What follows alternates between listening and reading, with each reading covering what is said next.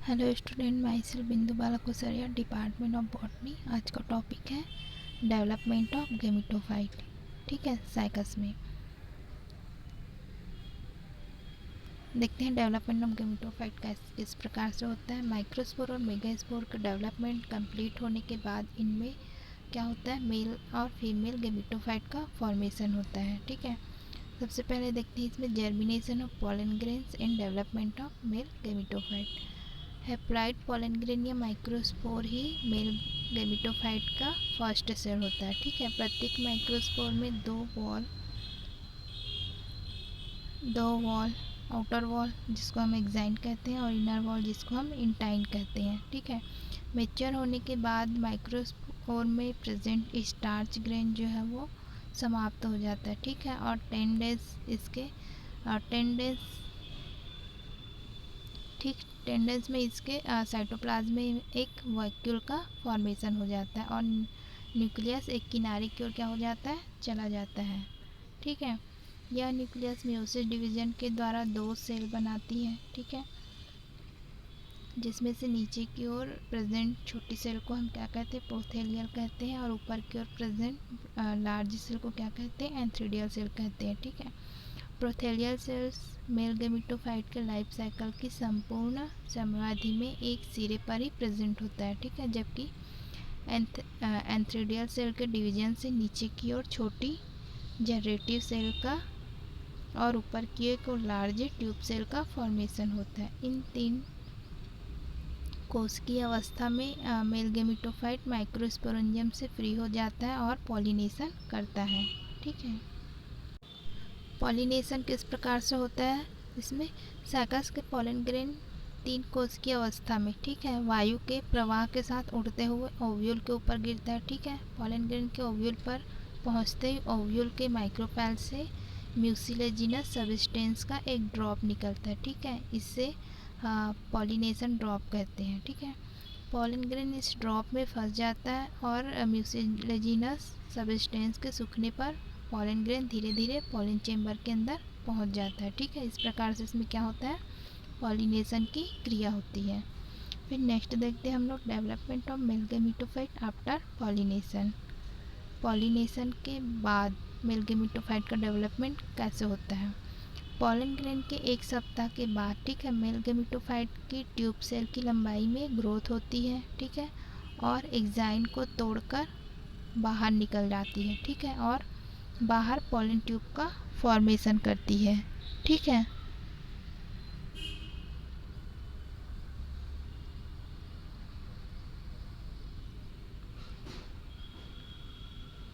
ये tube cell, ठीक है, ये क्या करता है, लंबाई में ग्रोथ करके किसका फॉर्मेशन करता है, पॉलन ट्यूब का। ठीक है,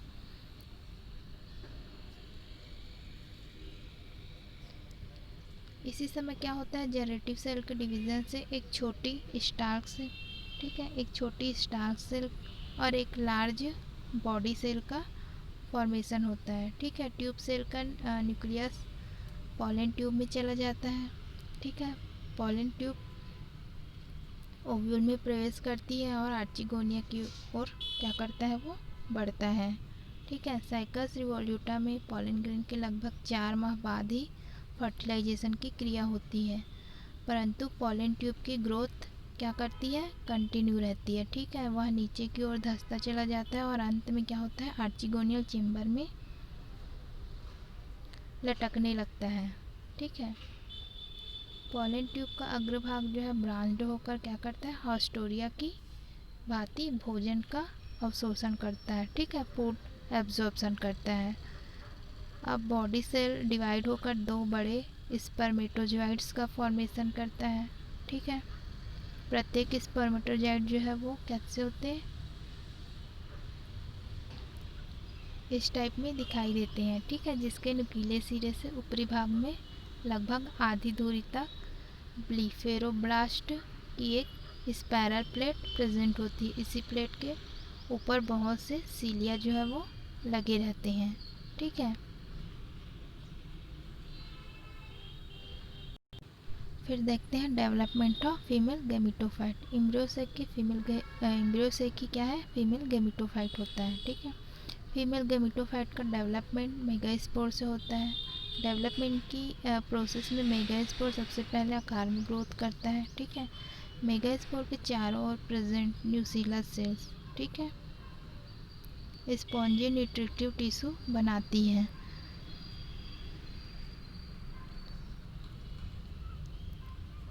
अब मेगास्पोर के फ्री न्यूक्लियर डिवीजन के परिणाम स्वरूप हजारों फ्री न्यूक्लियस बनता है, ठीक है। कुछ समय बाद सभी न्यूक्लियस जो परिधि भाग में एकत्रित हो जाता है, ठीक है।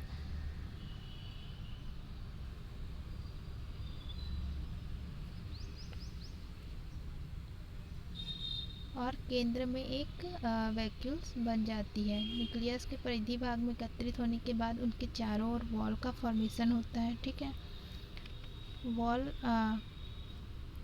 फॉर्मेशन परिधि भाग से प्रारंभ होकर सेंट्रल भाग की ओर होता है, ठीक है। अंत में मेगास्पोर सेल्यूलर हो जाता है, ठीक है। इस प्रकार फीमेल प्रोथैलियस या फीमेल गेमेटोफाइट जो है वो बन जाता है, ठीक है। यह संपूर्ण इम्ब्रियोसेक को घेर लेता है, ठीक है। इम्ब्रियोसेक की अधिकांश कोशिकाएं डेवलप होते हुए इम्ब्रियो के न्यूट्रिशन के काम आती है, ठीक है। पॉलिनेशन के बाद जब फीमेल गेमेटोफाइट का व्यास लगभग 3 मिलीमीटर होता है तो इसके माइक्रोपाइल इंट की कुछ परिधि सेल्स आकार में बड़ी होकर क्या करती है, आर्चिगोनियल इनिशियल सेल का कार्य करने लगती है, ठीक है। यह सेल एक ट्रांसवर्स डिवीजन के द्वारा ऊपर की ओर प्राइमरी नेक कैनाल सेल, ठीक है, और नीचे की ओर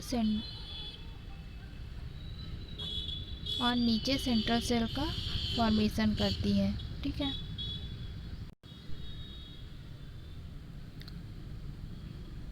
ऊपरी सेल एक वर्टिकल वॉल के द्वारा डिवाइड होकर एक नेक बनाती है, ठीक है, जो कि केवल 2 सेल्स की बनी होती है।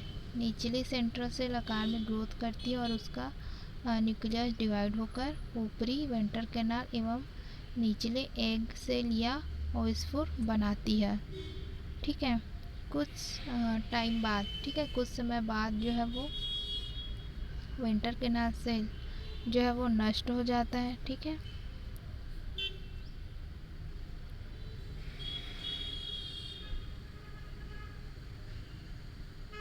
ठीक है, यहाँ क्या हो जाता है, वेंट्रल कैनाल सेल जो है वो नष्ट हो जाता है और क्या बाकी रह जाता है, नेक सेल और एग, ठीक है। और ओव्यूल के पॉलन चेंबर के ठीक नीचे न्यूसेलस की कुछ सेल जो है वो नष्ट हो जाती है, ठीक है। नष्ट होने से एक आर्चिगोनियल चेंबर का फॉर्मेशन हो जाता है, ठीक है। ये क्या है, हमारा आर्चिगोनियल चेंबर है। फर्टिलाइजेशन के समय इस चेंबर में एक विशिष्ट प्रकार का लिक्विड भरा रहता है, ठीक है।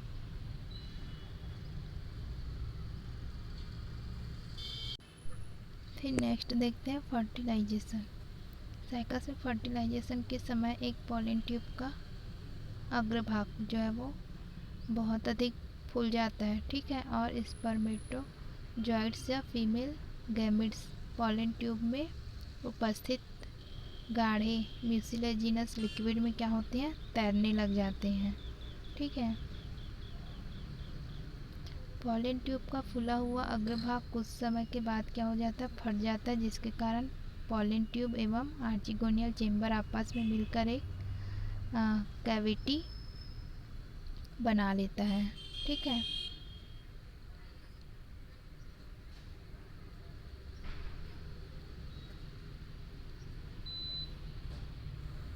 ये ठीक है, ये आपस में क्या हो जाते हैं, मिल जाते हैं। अंत में पॉलन सेक में, ठीक है, प्रेजेंट लिक्विड मटेरियल एवं मेल गैमेट जो है वो आर्चिगोनियल चेंबर में छोड़ दिए जाते हैं, ठीक है, जहाँ पर मेल गैमेट्स तैरते हुए आर्चिगोनिया की नीक को पेनिट्रेट करते हुए आर्चिगोनिया में प्रवेश कर जाता है, ठीक है। आर्चिगोनिया की नेक एवं वेंटर से होते हुए ये मेल गैमेट सीधे एग तक पहुँच जाता है, ठीक है, और दोनों आपस में फ्यूज्ड होकर एक डिप्लॉइड स्पोर या जैगोट का फॉर्मेशन करता है। इस प्रकार फर्टिलाइजेशन क्रिया जो है वो कंप्लीट होती है। चूँकि यहाँ पर फर्टिलाइजेशन क्रिया पॉलन ट्यूब के माध्यम से कंप्लीट होता है, अतः ऐसे फर्टिलाइजेशन को साइफोनोगेमी कहते हैं। ठीक है, चूँकि साइकस के मेल गैमेट्स मोटाइल नेचर वाले होते हैं, अतः पॉलन ट्यूब केवल एक हॉस्टोरियम की भांति ही कार्य करता है। ठीक है, मतलब कि दूसरों से फूड मटेरियल एब्जॉर्ब करने का काम करता है। ठीक है,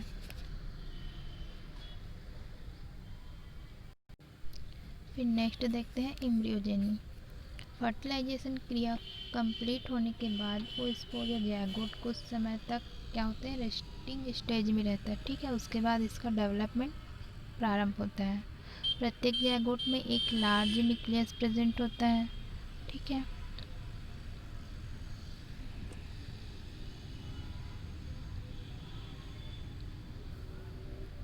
जो कि कई बार क्या होता है, फ्री न्यूक्लियर डिवीजन के द्वारा बहुत से न्यूक्लियस का फॉर्मेशन करता है। ठीक है, साइकस रिवोल्यूटा में 256 न्यूक्लियाई एवं साइकस सर्सिनेलिस में 128 से अधिक न्यूक्लियाई का फॉर्मेशन होता है। ठीक है, ट्रेव 1884 के अनुसार साइकस सर्सिनेलिस में सभी न्यूक्लियस पेरिफेरल पार्ट में एकत्रित होता है। ठीक है, और हॉस्टूरिया के मध्य भाग में एक प्रो एम्ब्रियोजेनी के मध्य भाग में एक सेंट्रल वैक्यूल्स बन जाता है। ठीक है,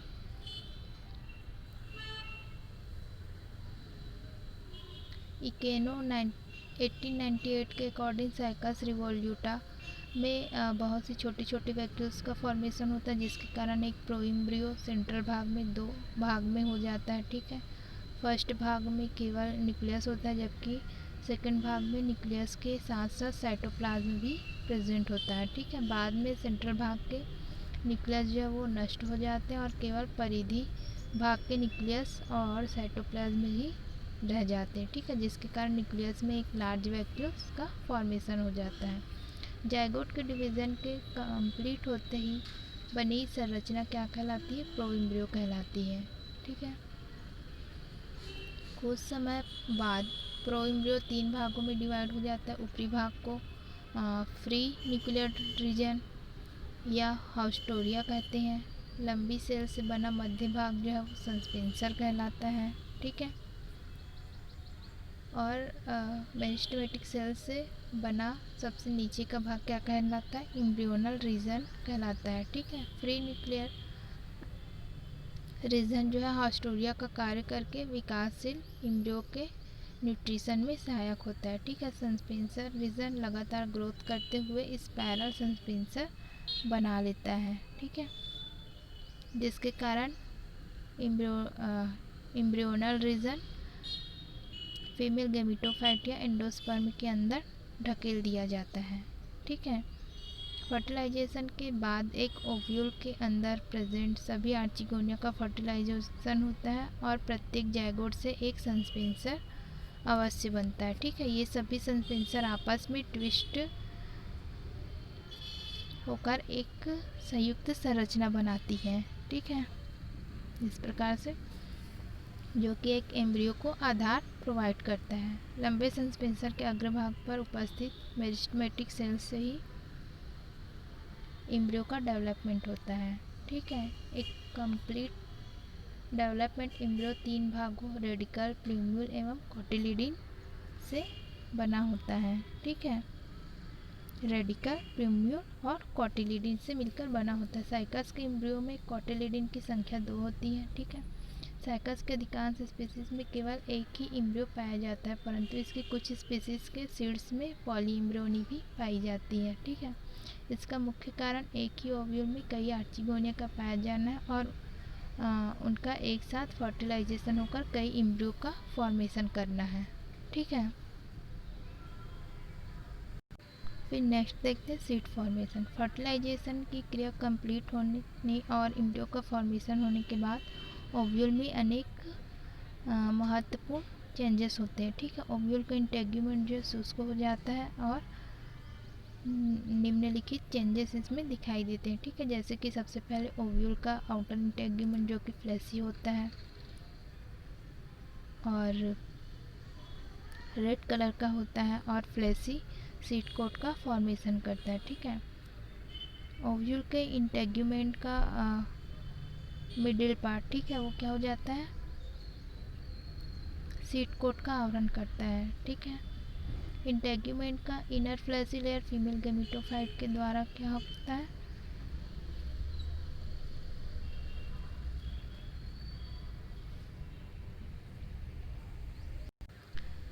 एब्सॉर्ब कर लिया जाता है, ठीक है। ओव्यूल के न्यूसेलस से माइक्रोपाइल की ओर एक पतली टोपीनुमा संरचना का फॉर्मेशन होता है, ठीक है। फीमेल गेमेटोफाइट से एंडोस्पर्म का डेवलपमेंट होता है, ठीक है।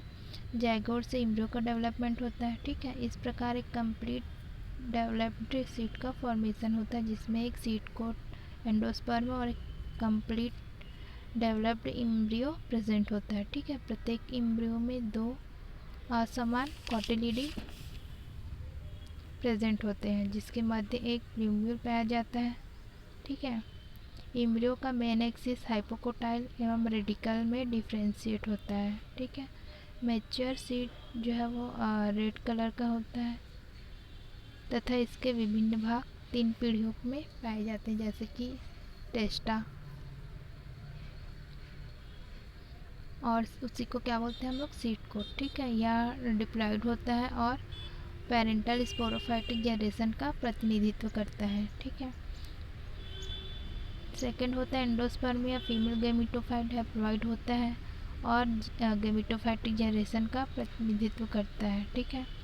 थर्ड हमारा एम्ब्रियो डिप्लॉयड होता है और नई स्पोरोफिटिक जनरेशन का प्रतिनिधित्व करता है, ठीक है। इस प्रकार से सीड का फॉर्मेशन होता है।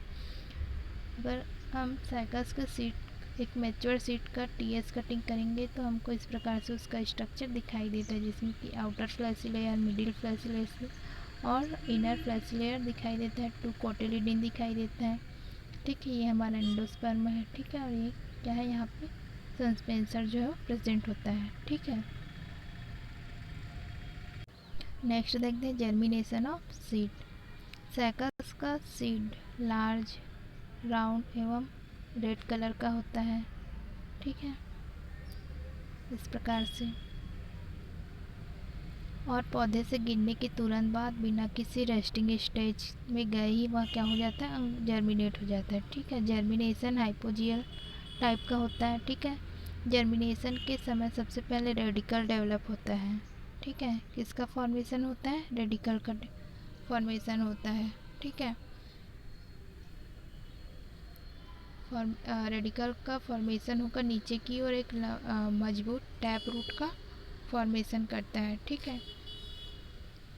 सीड के कोटिलिडन का अधिकांश भाग बीज से सीड से बाहर निकल जाता है, ठीक है।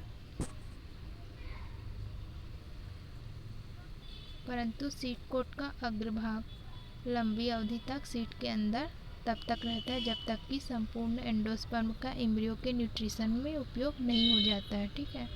अब कोटिलिडन बाहर निकलकर लीफ का फॉर्मेशन करती है। इसी दौरान कोटिलिडन के मध्य प्रेजेंट प्लूम्यूल डेवलप होकर कोटिलिडन के बाहर निकल आता है और प्लांट के सूट सिस्टम का फॉर्मेशन करता है, ठीक है।